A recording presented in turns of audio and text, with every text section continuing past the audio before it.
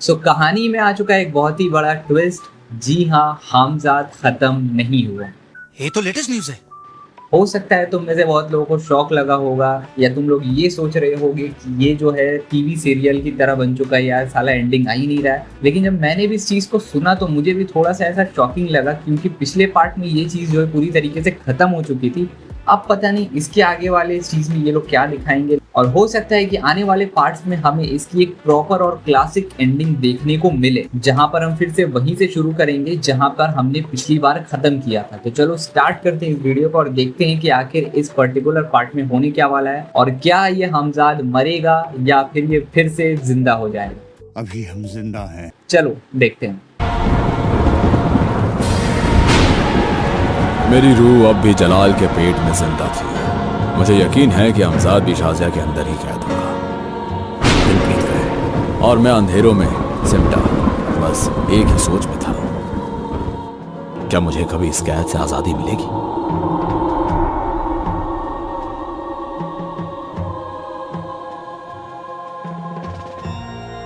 अभी ये कौन है? फिर एक दिन किसी ने जलाल को काला जादू करके उसे एक शरबत पिलाया, और जैसे ही उसने वो शरबत पिया वो वहीं तड़पने लगा। उसका शरीर एक अजीब से दर्द से पिसने लगा। लेकिन उसको पिलाया किसने? उसकी चीखें हवाओं में गूंजने लगी, और जैसे ही उसने अंतिम सांस ली मैं आजाद हो गया। मैं आजाद हूं, मैं आजाद हूं। मुझे समझ नहीं आ रहा था कि मुझे क्या करना चाहिए, लेकिन तभी कुछ अजीब हुआ। वो लड़का जिसने जलाल को जहर पिलाया था मेरी आवाज सुनकर अचानक वहीं रुक गया। उसके चेहरे पर डर साफ साफ नजर आ रहा था, और फिर मुझे एहसास हुआ वो मेरी आवाज सुन पा रहा था। उसे लगा कि मैं हो सकता है ये इसका बेटा हो। क्या तुम मुझे सुन पा रहे हो बेटा? हाँ, पर आप है कौन? मुझे दिखाई क्यों नहीं दे रहे? क्योंकि मैं एक रूह हूं जो इस शैतान के अंदर कैद था। सही कहा आपने, ये एक शैतान ही है। पिछले महीने मुझे काम दिलवाने के बहाने अपने घर पर ले आया और गुलामों की तरह काम करवाता था। इसने मुझ पर और मेरी बेवा माँ पर बहुत जुल्म किए हैं। कई दफा तो हमें भूखे पेट ही सोना पड़ता था। ये एक निहायत ही दरिंदा था जो हमेशा मेरी बेवा माँ को गंदी नजर से देखता था। जब मुझे ये बात पता चली तो मैंने इस शैतान को मौत के घाट उतारने की ठान ली, और फिर मैंने पता लगाया कि इसे मारने का सिर्फ एक ही तरीका है, एक ही ऐसा जहर है जिसे इस शैतान को मारा जा सकता है, और वो जहर इस घर के तहखाने में था। तहखाने की सफाई करते वक्त मैंने वो जहर ढूंढ लिया, और आज इस कबीज को शरबत में मिलाकर पिला दिया, और ये कबीज मर गया। तुम मेरे लिए अल्लाह के फरिश्ते हो जो मुझे आजाद करने आए थे। तुम्हारे अब्बा को तुम पर नाज होगा। मैंने तो कभी अपने अब्बा को देखा तक नहीं। अम्मी कहती है कि मेरे अब्बा एक दूसरी दुनिया के सुल्तान है। ये 100% इसी का बेटा है। आज मेरी हालत ऐसी कंगाली वाली होती? आप ही बताइए। इस बच्चे की बात सुनकर मुझे अपना बोला हुआ झूठ याद आ रहा था। मैं ये तो समझ गया था कि ये मेरी ही औलाद है। तुम्हारा नाम क्या है बेटा? अली। तुम्हारी अम्मी का नाम? रतिया। हाँ, इसी का बेटा है। बेटा, मैं ही तुम्हारा वालिद हूं। आप? हाँ, मेरी रूह इस बेमुरव्वत जलाल ने कैद कर रखी थी, इसलिए मैं तुम्हारी अम्मी के पास कभी वापस लौट नहीं पाया। रजिया कैसी है? आपकी याद में बीमार रहती है। आपके जाने के बाद लोगों के जुल्म और तानों से परेशान होकर मैं और अम्मी शहर में आकर बस गए। या अल्लाह, उस शाजिया की वजह से मेरे खानदान की क्या हालत हो गई है। ये शाजिया कौन है अब्बा? बड़ी लंबी कहानी है बेटा, पहले तुम मुझे अपनी अम्मी के पास ले चलो। हाँ, पर पता नहीं अब वो कैसी होंगी। मैं उनके इलाज के लिए जलाल से पैसे की मदद लेने आया था, पर उसने मुझे पैसे देने से साफ मना कर दिया, जिसके बाद मैंने उसका यह हश्र किया। या अल्लाह, रुको मैं कुछ करता हूं। मैं एक रूह था, इसलिए कहीं भी आ जा सकता था। मैं दीवार से दूसरे कमरे में गया और कीमती चीजें ढूंढने लगा। मुझे वहां एक पोटली दिखी जिसमें सोने की अशर्फियां थी। मैं वापस अली के पास गया। अली, बगल वाले कमरे में एक लकड़ी की पेटी में अशर्फियों की पोटली पड़ी है, वो ले लो। अली ने मेरी हिदायत सुनकर वो पोटली निकाल ली। मिल गई अब्बा। अब चलो जल्दी, इससे पहले यहां कोई आ जाए। चलिए अब्बा। मैं अली के पीछे पीछे चल पड़ा।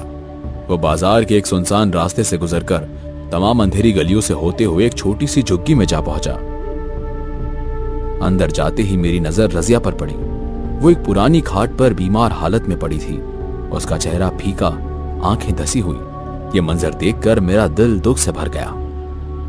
अली बेटा तू आ गया। हाँ अम्मी, और मैं अपने साथ अब्बू को भी लाया हूँ। कहाँ है तेरे अब्बू? रजिया, मैं यहाँ हूँ। आप मुझे दिखाई क्यों नहीं दे रहे? क्योंकि मैं बस एक रूह हूँ, मेरी सारी कुव्वतें कहीं और कैद है। पर ये सब कैसे हुआ? तुम तो जानती हो कि तुम्हारी दुनिया के बाशिंदों को मेरी कुव्वतें चाहिए थी, इसलिए उन लोगों ने मेरी कुव्वतें और मुझे अलग कर दिया। मेरी कुव्वतें एक शाजिया नाम की शैतान के जिस्म में कैद है। अब्बा, ये शाजिया कौन है? जिस जलाल का तुमने कत्ल किया, उसकी बड़ी बहन। ये दोनों भाई बहन आधे सांप और आधे इंसान हैं। जब मैं अपना एक अमल पूरा कर रहा था, तभी मेरी रूह मेरी कुव्वतों से अलग थी और उसी वक्त इन दोनों ने मुझ पर हमला कर दिया। जलाल ने मेरी रूह निगल ली और उसके बाद उसकी बड़ी बहन शाजिया ने मेरी कुव्वतें अपने अंदर संभाली। तब से मैं जलाल की कैद में था, एक ऐसे अंधेरे में जहां से मुझे कभी आजादी मिलने की उम्मीद नहीं थी। लेकिन आज जब अली ने उस शैतान को जहर दिया, तब जाके मैं इस कैद से आजाद हो पाया हूं। अली, पर तूने ऐसा क्यों किया? क्या तू भी एक कातिल बनना चाहता है? अम्मी, ये वही आदमी है जिसने हम दोनों पर कई जुल्म किए थे। और दूसरी बात यह है कि मैंने उससे आपके बारे में गलत बात करते हुए सुन लिया था, जो कि मुझसे बर्दाश्त नहीं हुआ। इतना गुस्सा ठीक नहीं है बेटा। अगर तुम्हें कुछ हो जाता तो मेरा क्या होता? खैर, जो हुआ अच्छा हुआ। शायद यही किस्मत का लिखा था, जो तेरे हाथों ही तेरे अब्बा आजाद हो गए। हाँ अम्मी, और अब मैं अब्बू की कुव्वतों को भी आजाद करके रहूंगा। यह इतना आसान नहीं है अली बेटे। तुम शाजिया की कुव्वतों से वाकिफ नहीं हो। उसकी ताकतें जिन जिन्नात और भूत पिशाचों से कहीं ज्यादा खतरनाक है। उसने सिर्फ मुझे ही नहीं, बल्कि मेरी तरह अनेक ताकतों को अपनी कैद में कर रखा है। कई जिन्न, कई जिन्नात उसकी गुफा में सालों से कैद है। जो शक्तियां उसका कुछ नहीं बिगाड़ पाई। उसके सामने तुम अभी एक बच्चे हो। तुम्हें अंदाजा भी नहीं है कि हम किस चीज का सामना करने जा रहे हैं। अब्बू, कोई ना कोई रास्ता तो होगा ही। हर ताकत का एक तोड़ होता है, हमें बस उसे ढूंढना होगा। हाँ, अगर वो तमाम जिन्न जिन्नात जो शाजिया की गुफा में कैद हैं एक साथ रिहा हो जाए तो शाजिया का अंत मुमकिन है। मैं उन सबको रिहा करने में आपकी मदद कर सकता हूँ, फिर चाहे इसके लिए मुझे कुछ भी करना पड़े। नहीं मेरे बच्चे, ये काम इतना आसान नहीं है। पहले तुम्हें शाजिया का भरोसा जीतकर उससे उस गुफा का पता लगाना होगा, और तब हम कोई कदम उठा सकते हैं। अब्बा, मैं जरूर कर लूंगा। मुझे बताइए आगे करना क्या है। मुझे तुम पर नाज है अली बेटे। तुम मेरे बहुत ही बहादुर बेटे हो। लेकिन पहले तुम्हें तुम्हारी अम्मी की तबीयत का ध्यान देना होगा। फिलहाल उनकी तबीयत का ठीक होना ज्यादा जरूरी है। जी अब्बा। मैं रजिया के पास गया और उसकी आंखों को देखने लगा, फिर उसके जिस्म को जांचने लगा। मैंने देखा कि रजिया बस कमजोरी का शिकार है।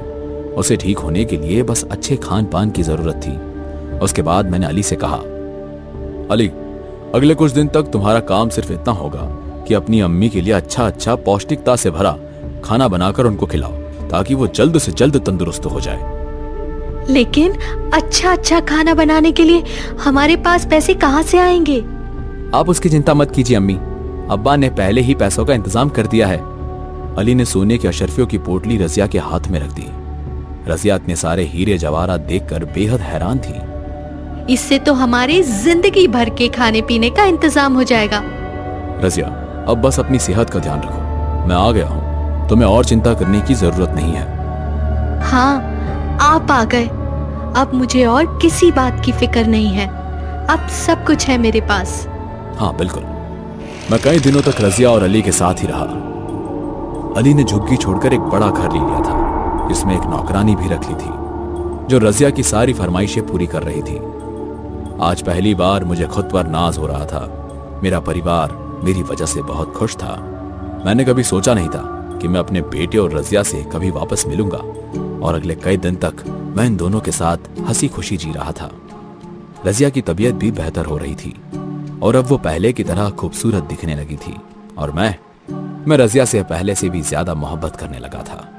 एक दिन मैं अली के साथ बाजार में था कि तभी मेरी नजर शाजिया पर पड़ी। वो किसी को ढूंढ रही थी और मुझे ये समझ आ गया कि उसे ये पता चल गया है कि मेरी रूह आजाद हो चुकी है। शायद वो मेरी रूह की खोज में थी। मैंने अली को इशारे से शाजिया की तरफ दिखाया और फिर तुरंत उसे वहां से निकलने की हिदायत दी। उसके बाद मैं अली के साथ घर आया। अब्बा, आपने मुझे वहां से जाने को क्यों कहा? अली, शाजिया मेरी रूह की खोज में थी। वो मेरे एहसास को तुरंत महसूस कर लेती और मेरी वजह से तुम भी मुश्किलात में फंस जाते बेटा। तुम्हें उसका भरोसा जीतकर उसका करीब जाना होगा, लेकिन उस वक्त जब मैं तुम्हारे करीब ना रहूं तब किसी भी हाल में उसे हमारा रिश्ता पता नहीं लगना चाहिए। जी अब्बा, मुझे शाजिया का भरोसा जीतना होगा ताकि हम इस मुसीबत से बाहर आ सकें। शायद इसमें बहुत खतरा होगा। शाजिया तुम्हारे जिस्म को सूंघ कर पता लगा लेगी कि तुम मेरा ही खून हो। तो अब हमें क्या करना चाहिए? आपकी कुव्वतों को कैसे आजाद करेंगे? कर सकते हैं, लेकिन तुम नहीं, मैं करूंगा। मैं उसका पीछा करके उस गुफा का पता लगा लूंगा और उसके बाद तुम्हारा काम उस गुफा में जाकर सारी बोतलों को खोलकर आजाद करना होगा। जी अब्बा। उस दिन से मैं शाजिया का पीछा करने लगा। शाजिया के घर के बाहर एक पेड़ पर मैं बैठ गया। शाजिया कहाँ आती जाती है मैं सब देखने लगा, पर मैंने उससे दूरी इतनी रखी थी कि कभी वो मुझे महसूस न कर सके। एक दिन जब वो किसी सुनसान जंगल में पहुंची तो मैंने देखा, शायद वो गुफा यहीं कहीं होगी। मेरा ये जंगल देखा हुआ है, लेकिन अपनी बेवकूफी से मैं शाजिया के थोड़े करीब आ गया। उसे मेरी रूह महसूस हो गई। वो यहां वहां देखने लगी। मैं जानती हूँ तुम आसपास हो, नहीं बचोगे तुम। इससे पहले कि वो अपनी कुव्वतों का इस्तेमाल करती, मैं वहां से दूर भाग गया, बहुत दूर, सीधा मेरी बेगम रजिया के पास। रजिया, उसने मुझे महसूस कर लिया। या अल्लाह, अब क्या होगा? मैं बहुत दूर भाग गया उससे। शायद वो मुझे पकड़ नहीं पाएगी। बहुत अच्छा हुआ आप बाल बाल बच गए। हाँ, लेकिन मैं गुफा तक नहीं पहुंच पाया। मैं उस जंगल तक जरूर पहुंच गया। अब्बा, हम उस जंगल का चप्पा चप्पा छान मारेंगे तो हमें वो गुफा मिल जाएगी। हाँ बेटा, पर अभी नहीं। कुछ दिन हमें शाजिया की नजरों से दूर रहना होगा। जी अब्बू।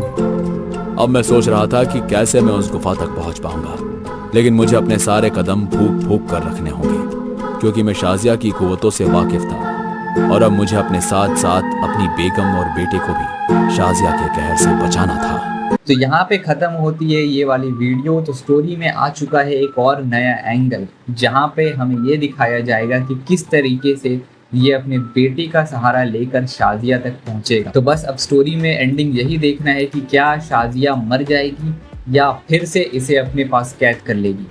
पता नहीं क्या होने वाला है, लेकिन हाँ, जो भी होगा काफ़ी ज़्यादा मज़ा आएगा। अब थोड़ी मुझे ऐसा लग रहा है कि ये जो स्टोरी है अपने मेन जो है प्लॉट की तरफ आ रही है और मेन एंडिंग की तरफ आ रही है। पता नहीं अभी भी एंडिंग होगा या नहीं, लेकिन देखते हैं, क्योंकि जिस तरीके से इसका प्रीवियस पार्ट खत्म हुआ था मुझे लगा था कि वहाँ पर स्टोरी एंड हो चुकी है, लेकिन ऐसा लगता है कि स्टोरी के राइटर को इस वाली सीरीज को इतनी जल्दी खत्म करने का मन बिल्कुल भी नहीं है। तो देखते हैं कि आगे होगा क्या। तो बस आज के लिए इतना ही। अगर चैनल पे नए हो तो लाइक शेयर और सब्सक्राइब कर लेना। मिलेंगे तुमसे अगली वीडियो में। तब तक के लिए अगर तुम्हारे अंदर भी कुछ ज्यादा ही ठरक है तो उसे कंट्रोल करो।